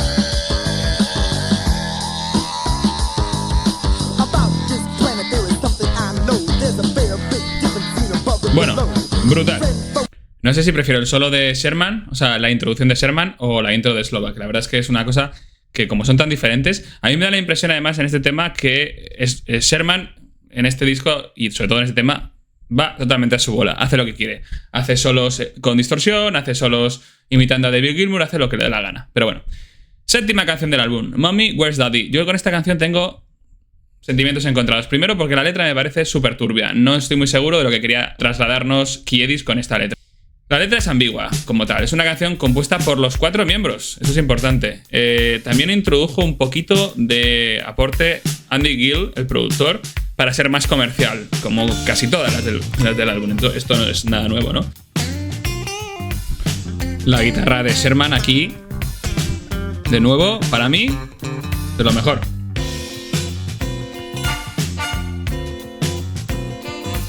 El arreglo de viento es una cosa que al principio choca, pero luego va mejorando y haciendo el tema más agradable. Voces corales. Esto es un aporte de Andy Gill, está clarísimo.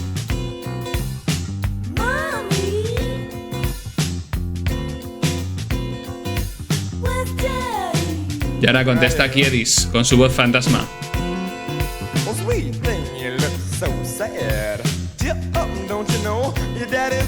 No estés triste. Daddy está aquí. La letra no queda claro si es algo literal o algo satírico. Y esto es lo que hace la canción complicada. Dale un beso, papá. Como os dije, la instrumentación de viento mejora. El saxofón aquí convierte la canción a otro nivel.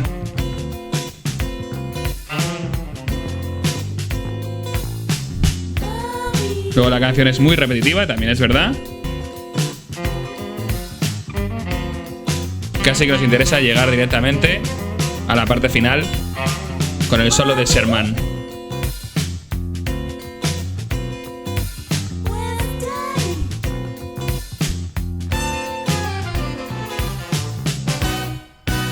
Toma.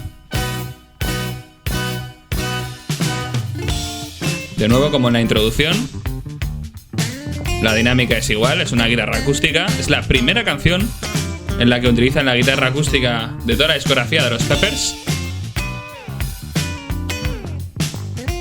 Aunque bueno, también se comentaba que en By the Way, Cabrón era la primera canción totalmente acústica. Podríamos decir que esto es electroacústico. Y la canción termina como ha empezado, dejándote más o menos igual. Creo que es bastante notorio que para mí esta canción es de relleno. Junto con quizá Why Don't You Love Me, creo que son las dos canciones que más aportan también al disco en cierta manera, pero que no tienen nada que ver con el resto. Incluso las canciones con instrumentación aportada por Andy Gill creo que funcionan mejor que estas dos. Vamos con la canción posiblemente de las más importantes del disco, ya que fue la primera que escribieron los Chili Peppers cuando todavía se llamaban el Tony Show, para esa actuación que llevaron a cabo en el Rimlong. Y esta canción, que es Up in LA, es la primera composición de los Chili Peppers. Vamos con ella.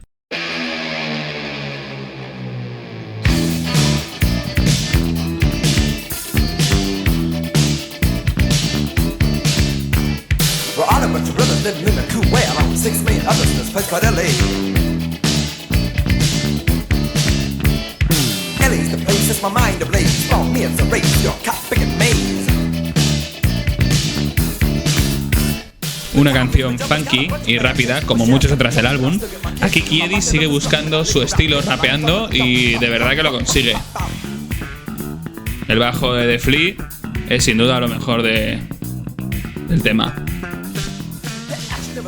En la letra de la canción se menciona a Flea, a Tree, que sería Keith Barry, un amigo de ambos, a Slovak, que sería Slim, y a un tal Serphy, que bueno, justo antes del solo además, y todo parece apuntar a que esa persona no puede ser otra que Sherman.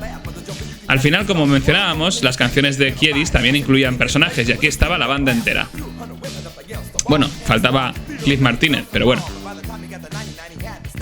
Esta canción fue preparada para su primera actuación. Salió de sesiones de impro, con Slovak, Flea y Irons. También en la canción, otro de los personajes es Anthony the Schwan. Esto era una especie de apelativo que se había incluido Kiedis a sí mismo, y durante muchos años la gente buscó sentido preguntándole qué significaba eso de The Swan, el cisne. Al final, Kiedis, bueno, mantenía un poco el misterio, dándole a pensar a la gente que era por temas sexuales.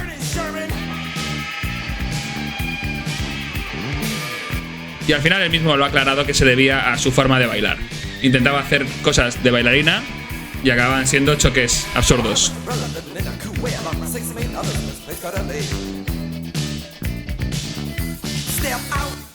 Y así de rápido termina. Vamos con las canciones rápidas del álbum y cortas, porque la siguiente es posiblemente de las más cortas que han hecho los Peepers en su historia.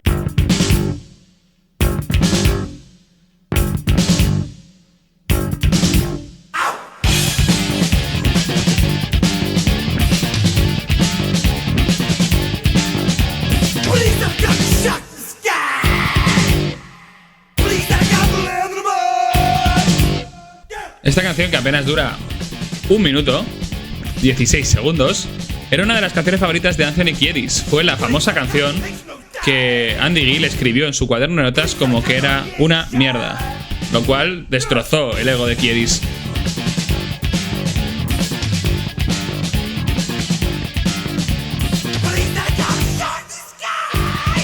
La canción habla constantemente de los helicópteros de policía y fue escrita en la época en la que él compartía piso con Flea en un barrio muy conflictivo con muchos problemas, en los que por las noches las luces de los helicópteros básicamente apuntaban en la cara de Kiedis mientras dormía. Debió ser un lujazo poder escuchar esta canción y verla en directo. Algo irrepetible.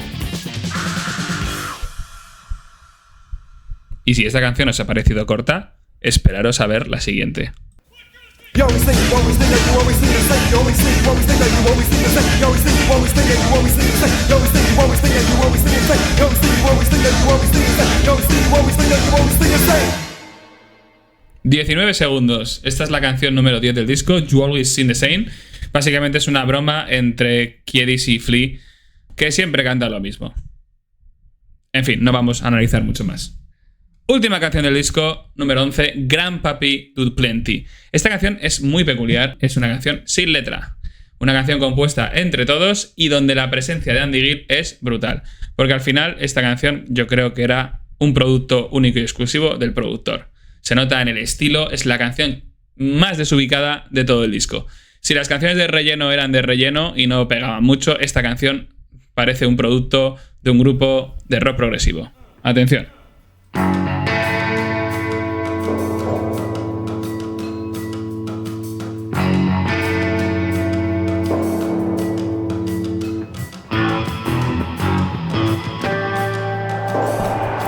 Ruido de botellas y golpes. Una guitarra muy pausada y muy lenta. La guitarra marca la melodía. Aquí no hay casi bajo, o no lo se percibe.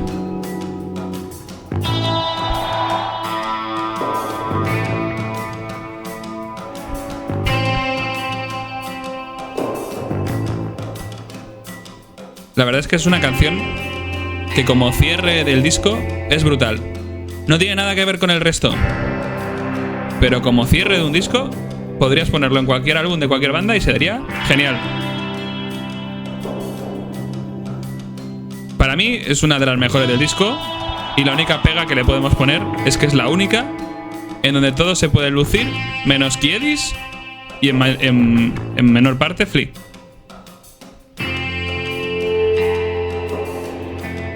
Además es la más larga del disco.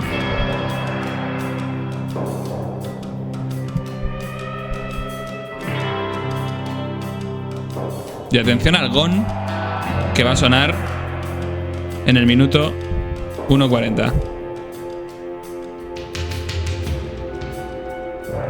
Ahí lo tenéis. Cualquier disco que lleva un gong incluido ya lo hace un gran disco. Y si no, que se lo digan a John Coltrane. Toma gong. Aprovechando la casuística de una canción instrumental, quiero dedicar los últimos minutos del podcast a dar una valoración personal y unas conclusiones del álbum. Y agradeciéndote a ti por escucharme. Y espero volver a verte en el siguiente episodio. Valoración de este disco, creo que siendo un disco que yo no conocía y que nunca antes me había llamado la atención, debo decir que mi impresión es buena. Cumple con lo que pretende y siendo el primero en la trayectoria de una banda tan cambiante, no se podía esperar ni más ni menos. Hay funk, hay punk, hay rock, y en la medida de que el propio Sherman se puede lucir, hay hasta cosas que pueden ser reseñables. Kiedis está más contenido y casi que más a gusto cuando hace interpretaciones rapeadas, lo cual de momento nos oculta, pero no mucho, lo que luego llegará a ser en los discos de los 90. Flea hace un trabajo excepcional, yo creo que es de los discos donde más se luce y donde el bajo brilla más. La velocidad aquí es lo más importante, luego irá perdiendo velocidad hasta ser el propio Flea que conocemos, pero esto es impresionante. Cliff Martínez no destaca, pero cumple con la misión que toda batería se le puede encomendar en una banda, encima de una banda en la que había entrado cuando se fue el original batería. Jack Sherman, a pesar de todo lo que hemos comentado de él, yo creo que añade unas partes técnicas y un cierto grado de virtuosismo que el disco necesita. Y sin poseer la carisma que puede tener Slovak, ni su genuino estilo, yo creo que también hay que tener en cuenta que interpreta canciones de otra persona y las hace de manera correcta, añadiéndoles su propio toque. La producción tiene aciertos y errores.